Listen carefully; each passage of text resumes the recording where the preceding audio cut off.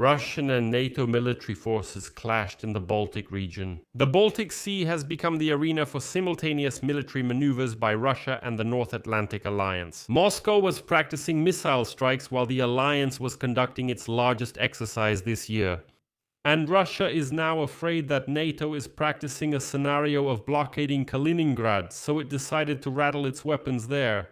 But it's important to note that NATO exercises have finally stopped being just for show. The day before, a report was released by the International Campaign to Abolish Nuclear Weapons. And from it, it became known that European countries are quietly but actively increasing spending on nuclear deterrence programs and the modernization of their nuclear arsenals. And all this is in response to the nuclear threats of Vladimir Putin. And from the report, it became known that all three Western nuclear powers increased their nuclear weapons spending in 2025 much more than unwashed Russia, and by 10 times more. Moreover, it is reported that the United States spent more than all the other nuclear states combined. Well, essentially, Vladimir Putin provoked a new nuclear arms race, which he has already lost. That's why he's trying to rattle his saber with these arrests. My name is Alexei Pechi. Let's discuss this topic together. But before we start, I ask you to subscribe to this channel, like this episode, and leave any comment under this video. So, the Baltic Sea has become the stage for simultaneous military maneuvers by Russia and NATO today. Moscow was practicing missile strikes while the alliance was conducting the largest military exercise of the year. The Russian Navy conducted exercises in the Baltic Sea on June 8 and 9. During the maneuvers, they practiced launching unguided rockets, bombing, and missile strikes. About 10 military aircraft, including fighters and bombers, as well as 2 small missile ships, were involved in the military exercises.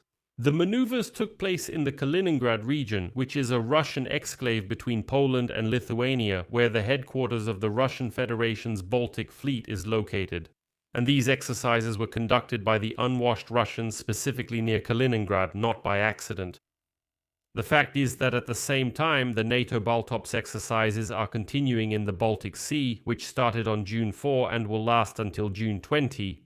About 20 ships from 15 countries and around 6,000 military personnel are participating in them.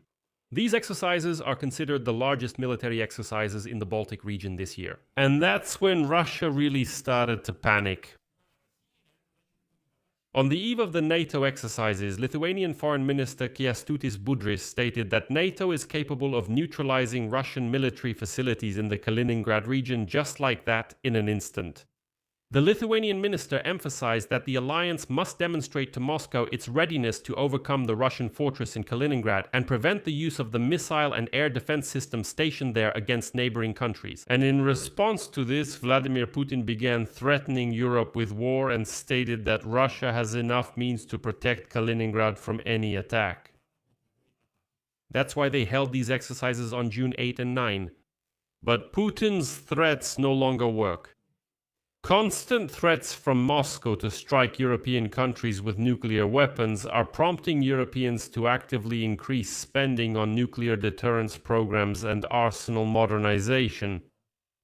An additional factor has been the uncertainty caused by the Donald Trump administration, which itself is seeking to strengthen its position after the termination of all strategic arms limitation agreements with Russia. All three Western nuclear powers increased their nuclear weapons spending in 2025 much more than Russia did. The combined spending of the 9 nuclear countries worldwide increased by almost 20%, reaching $119 billion. All of this is stated in the report by the International Campaign to Abolish Nuclear Weapons. It is reported that these are record expenses since they started keeping records in 2020. The largest increase was by 22%, or in monetary terms, that's $12.5 billion.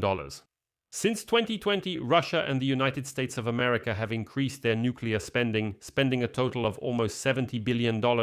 This is more than all the other countries combined. The United Kingdom invested 17% more, and France increased its nuclear spending by almost 10%.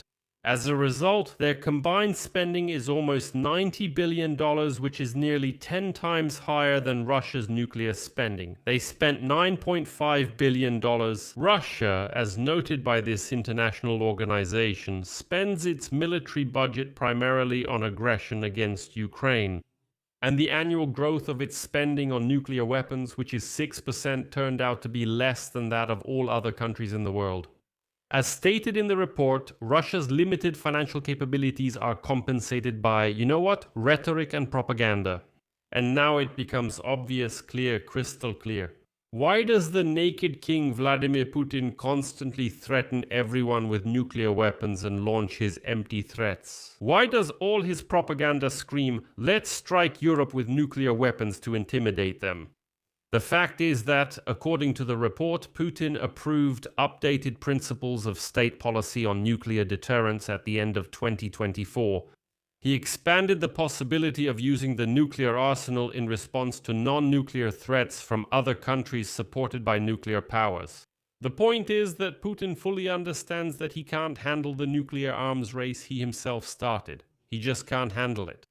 That's why he needs to loudly shout that he can use nuclear weapons so that everyone around is afraid, shouting that yes, I'm crazy, I'm ready to use nukes, and so on. But the West isn't afraid, and as we can see, is quietly increasing its spending on nuclear weapons. And in this situation, the countries of the European Union are discussing the creation of a European nuclear defense system, holding negotiations with France.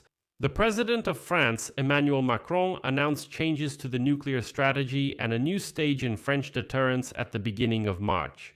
France intends to increase its arsenal. Right now, it has about 290 warheads officially, and to extend its nuclear shield to its partners. Once again, France, by the way, it's the only country in Europe that has its own nuclear weapons.